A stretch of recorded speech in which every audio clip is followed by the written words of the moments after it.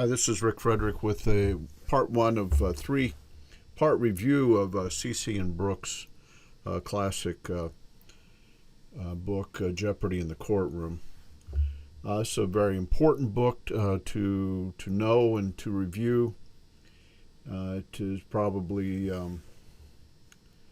one of the main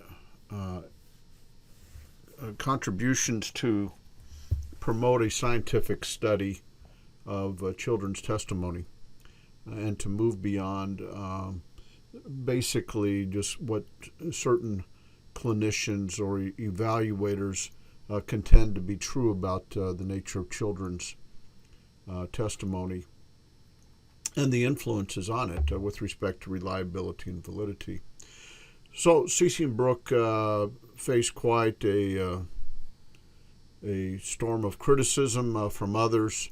And you can see this as a courageous publication, one that withstood that withering criticism, essentially without effective basis. I would say at this point that Ceci and Bruck's book is, and I suppose they would think that it's fairly dated, with much research in the past 20 to 25 years to move on, but some essential elements remain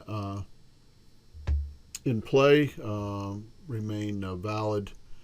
It's best to continue your studies past Ceci and Bruck, but it's a great place to start with the essential issues in this area.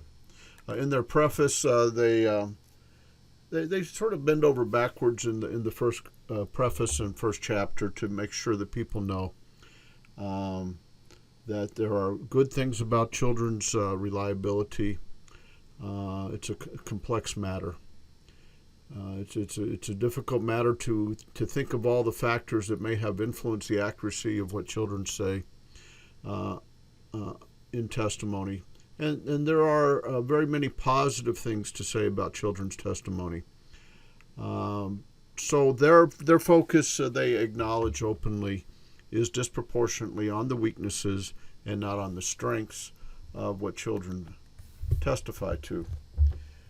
They acknowledge that there are some false claims of child sexual abuse for whatever reason, and that those claims are not trivial with respect to their incidents, but as they should and is quite true, the incidence of sexual abuse is important and large, and there's nothing in a scientific analysis of childhood testimony that should ever suggest to anybody that children aren't hurt often and severely. What are the issues with respect to children as witnesses is that they have to be interviewed by someone. You have to get their information somehow. And there really wasn't a science to doing that. There was a lot of so-called art and style in play in the late 80s, early 90s, whenever many of these very notorious child sexual abuse cases took place, ritual, satanic claims. The adults who interviewed the children often used techniques that resulted in invalidation of what children might have reported had they been approached in a neutral and dispassionate way. And it's quite understandable that people don't want to be dispassionate, that they're quite passionate. But they must acknowledge that what they do influences what children ultimately testify to.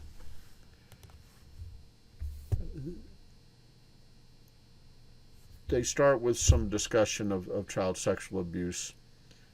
This rate, you should research for more current rates, especially in your own area and with your own populations. But basically three types of outcomes for an investigation, substantiated, unsubstantiated, and indicated, meaning there's a reason to suspect but not substantiated. So let's talk about then what children are testifying to. So the last part of this review, part 1, is over chapter 4 with respect to what is memory, how does memory work, how is memory vulnerable to the influences of adult interviewers. And so the important idea here is that memories are not simply passively recorded by our senses and then stored on shelves and in some sort of warehouse.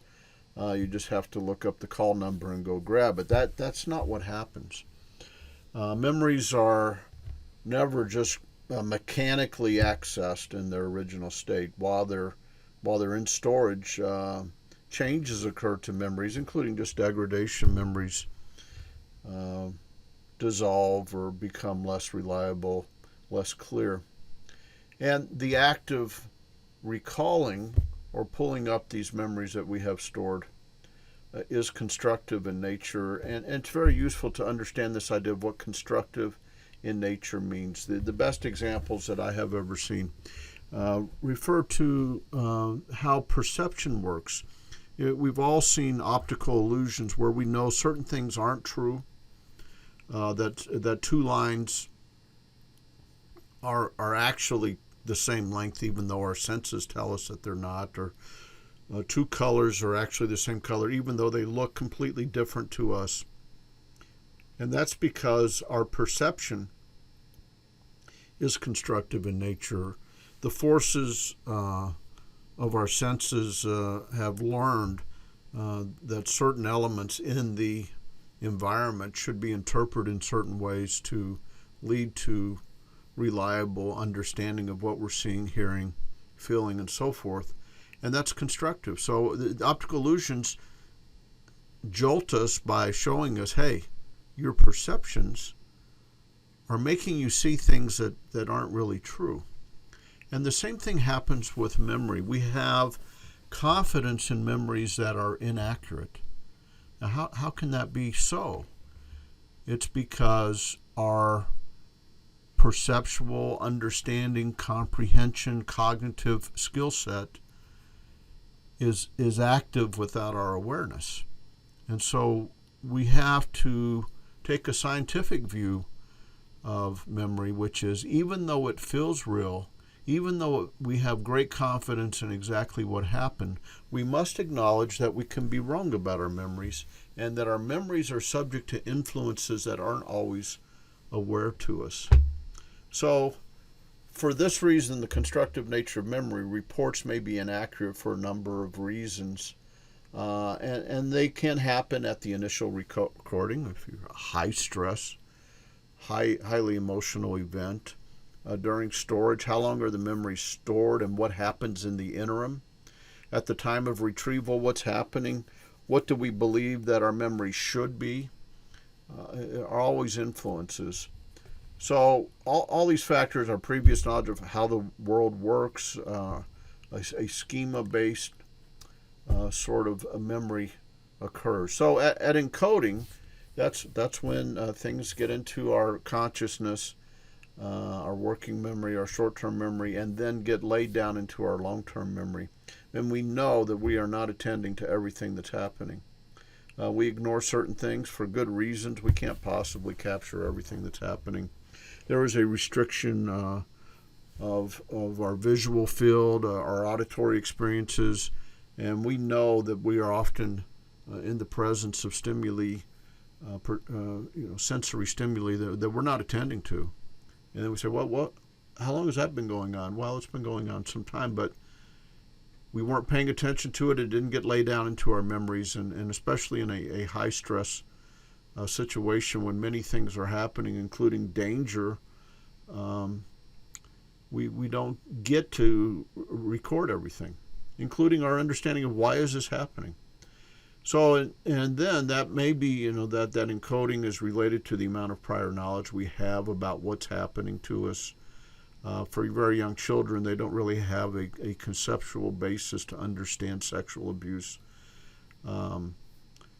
So let's just review these last things. Salience of the event, the importance, what it means, the duration and repetition. Was it one time or did it happen many times? How much stress was present? Now, with respect to storage, not all memories survive the short-term memory's limited storage. So everything that's in our perception, short-term memory, often doesn't get encoded. If we come back immediately, we can tell you everything that happened, but the long-term storage often doesn't include things that we can speak to immediately. And then once it's in its cellular state, of whatever state that might be, it can be transformed or strengthened or lost.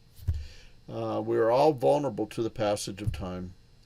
And then if we have intervening experiences that can change our recall of what happens, our knowledge and expectancies, misspelling there, I'm sorry, can change the composition of memory during the storage phase.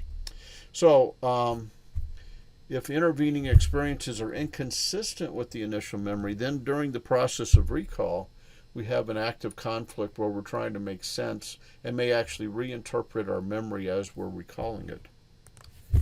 Retrieval, this is the process of pulling things out of storage. Again, it's not a warehouse on the shelf.